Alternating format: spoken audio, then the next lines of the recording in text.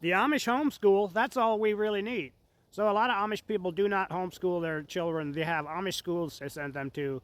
And normally, though, the teacher is not educated any more than the 8th grade education. It would be a graduate of 8th grade, maybe from that same schoolhouse a few years earlier. And 16 was the minimum age to be allowed to teach normally.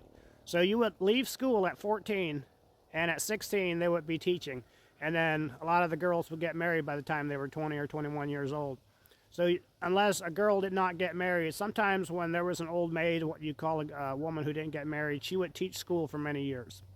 And but other than that, usually the school teachers were all young. They didn't ever teach for more than 3 or 4 years.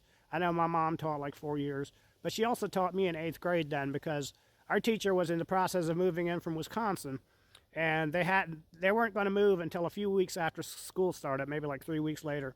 So my mom stepped in and was the teacher during that time. But I remember we were playing softball and she was the pitcher because she didn't want to hit and run and stuff like that, or bat. So she was always pitching for both sides. And we had a rule where you wouldn't throw it to the base to try to get somebody out. You throw it to the pitcher, and then that means the runners have to stop.